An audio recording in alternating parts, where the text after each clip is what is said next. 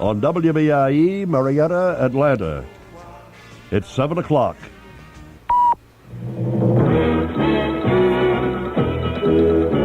News of the hour, on the hour, from American Information Radio.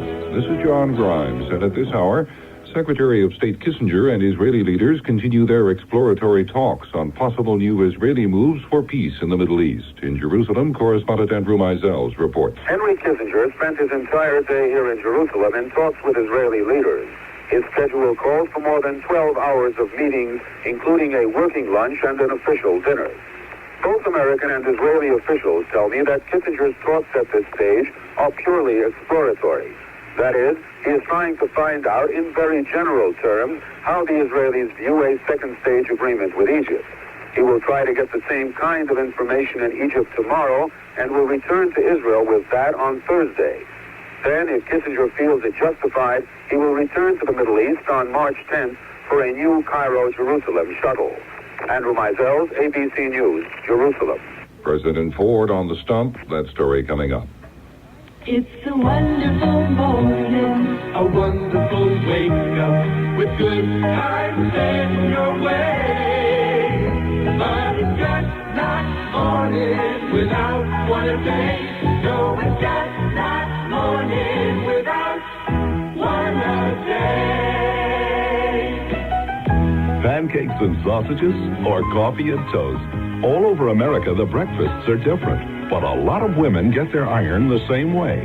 One of the vitamins plus iron. Most women need extra iron to help stay healthy, but it's hard for them to get it from their food without overeating. So there's One A Day Plus Iron. And One A Day gives them 10 essential vitamins with their iron. Women of America, remember, there's only One A Day Plus Iron. Oh, it's just not morning without one a day. No, it's just not morning without one a day. President Ford heads for Topeka, Kansas later this morning after wrapping up a series of meetings in Houston, Texas, plugging for his energy plan. The president has breakfast with news executives in Houston following his meeting last night with 5 southwestern governors telling them the U.S. will have gas rationing over his dead body. The 5 governors also opposed rationing, but most, including Texas Governor Dolph Briscoe, also opposed the president's plan for sharply increased oil taxes. After the session, Governor Briscoe told newsmen, I do not favor the tariff, so I would support a delay of it or a suspension of it or not any imposition of it.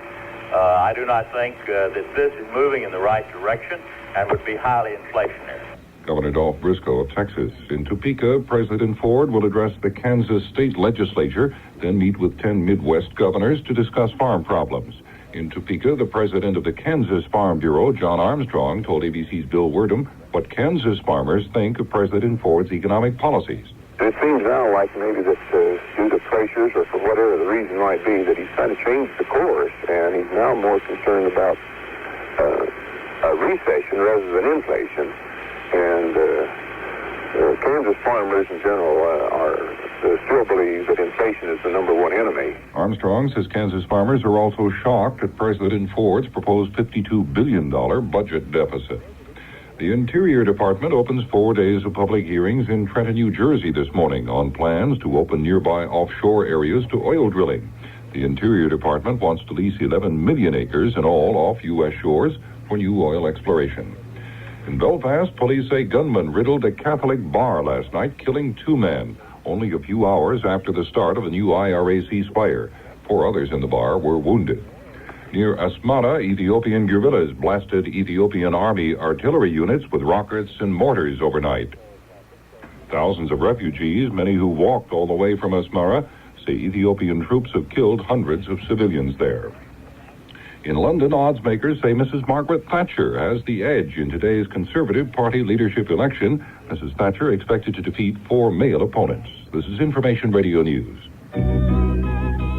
Dear Vicky Valentine, sure I love my husband, but what with the cooking, the cleaning, the carpool, and the kids, does he expect me to tell him every day? Signed, Harried Housewife. Dear H.H., not every day, but certainly Valentine's Day. It's Friday, this Friday. So send hubby a Hallmark Valentine. Maybe 2. Hallmark knows so many ways to tell him you care. Hallmark, when you care enough to send the very best. I'm John Grimes, and that's the news. Here to use of the hour, on the hour, throughout the day from American Information Radio. A service of ABC News. In state and local news, Lowndes County Sheriff Jewel Futch, who is appealing his conviction on federal gambling conspiracy charges, says poor health is forcing him to resign. A South Carolina defense lawyer says an appeal of the life terms given the Morrison brothers won't be filed until the judge rules on 2 preliminary motions. How do American Italian lions roar? Well, it's not a riddle, but a question that can be answered by this year's visitors to Lion Country Safari south of Atlanta. An $850,000 lawsuit has been filed in Cobb County Superior Court against the developers and owners of an office industrial park. Jury selection is scheduled to begin today in the Cobb County Superior Court trial of 3 men charged in the murder of a Marietta merchant. A domestic quarrel at the Doral Apartments on Austell Road last night resulted in a shooting. Present WBIE temperature 47 degrees. This is Lou Boda reporting on sports for American Information Radio.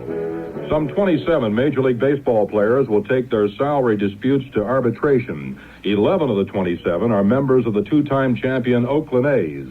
A year ago, A's owner Charlie Fenley battled 9 of his players at the arbitration table, winning 4 ways and losing 5, and 6 of the 9 are back again this year.